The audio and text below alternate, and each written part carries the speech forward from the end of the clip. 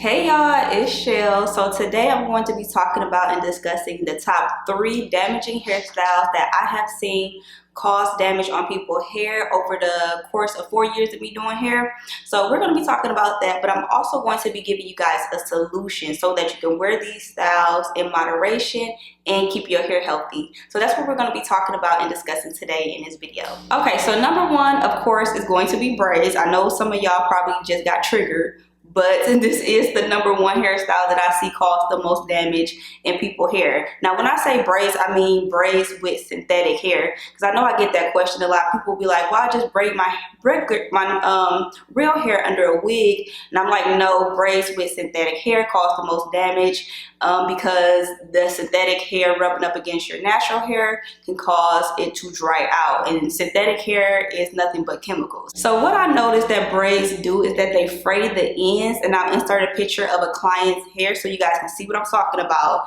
And this is not just 1 or 2 people that comes in. I'm talking about 90% of clients that get braids back to back to back, they typically have frayed ends. That's why I automatically ask a client who has frayed ends 1 or 2 questions.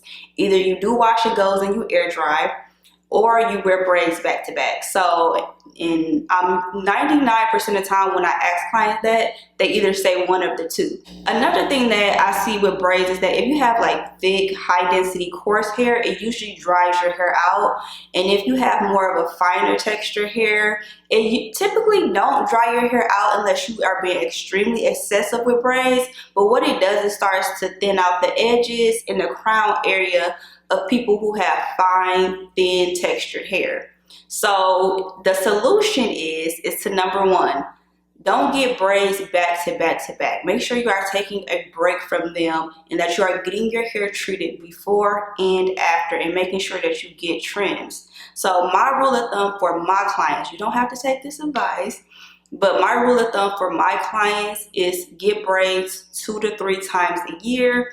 And I'm gonna be generous to the people that love to get them, because I'd rather you get braids than stress about your natural hair. So I'll tell people who love to get braids to do them 4 times a year. Another thing you can do is start yourself on a hydration routine. So use the She Nourish deep conditioner in between salon visits. That is going to help hydrate your hair so that you don't have to worry about your hair constantly being dry. So as long as you can hydrate your hair, it's going to be easier for you to manage your hair. It's also going to help strengthen your hair, and it's also going to help you avoid having to get so many trims, which is going to keep you at the same length if you constantly keep trimming because your ends are dried and frayed from the braids. The second most damaging hairstyle I've seen is high sleek ponytails, or even just low sleek ponytails. And I'm talking about the sleek ponytails that you go to the salon and get, not the ones you typically do at home. So I'll insert a picture. So sometimes, quite a few times, I think it happens more often than it should, is that people will get a bald spot from these high ponytails.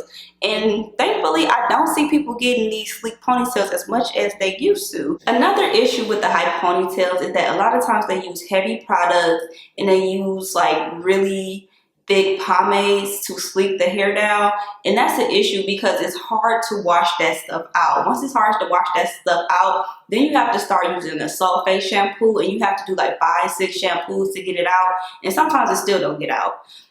So you know, when using a sulfate shampoo, that can dry your hair out. So just imagine doing that a couple of times a month, or having to use a sulfate shampoo to get out these thick pomades because you get ponytails often. So that can dry your hair out. So that's why another reason why I tell people to avoid those super sleek ponytails. So a solution for this is to find a natural hairstylist that do ponytails but do them like naturally, so it doesn't have to be super sleek. So a way you can find a stylist that probably specializes in this and does this is by going on Instagram, looking at the hashtags, and just searching people work and what they, you know, specialize in and do. So if you're lucky enough to find someone, then that'll be great to just go to someone who doesn't necessarily sleek it down so harshly and that doesn't do it as tight. Another solution would be to just do it at home. So you can DIY your own ponytail. So what you can do is, you know, wash, condition your hair, blow it out, and then flat iron your edges, and then put your hair in a sleek ponytail, and then add on like a kinky straight or a kinky curly ponytail to it.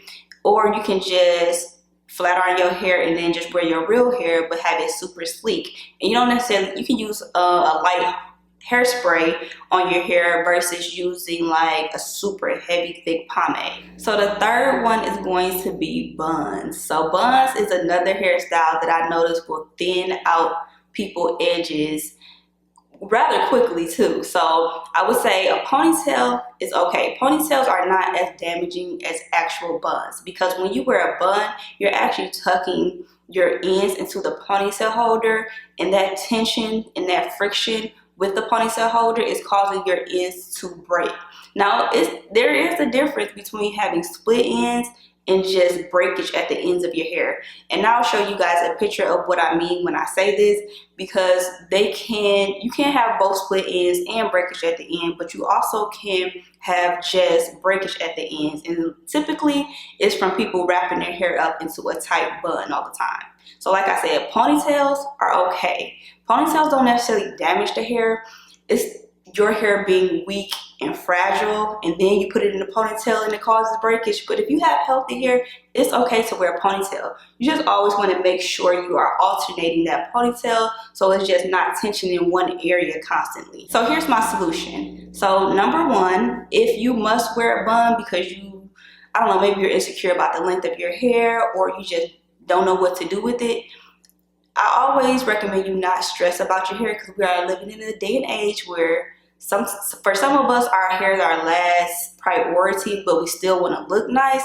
So if you must wear a bun, just don't wear them too often, and wear them closer to your wash day, so you're wearing it only for like 2 or 3 days before you can go into your wash day. So that's number one. Number two is to wear a satin or silk scrunchie. That way it's hard for you to make the bun tight, and then once you do tuck your ends in, your ends are sliding on something that's silky versus something that's more cotton, or whatever the fabric is that ponytail holders are made out of, but y'all know what I'm talking about. So it's going to be better for you to wear a satin or silk scrunchie versus a regular ponytail holder.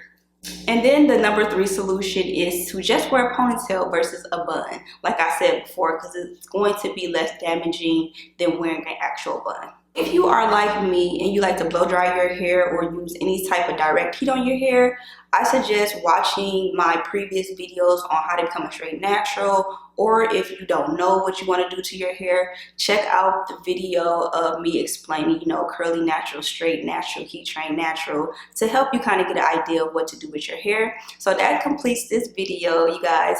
These are just from my experience, so make sure in the comments you're not, well, I do this to my hair, because remember, it's just you doing your hair.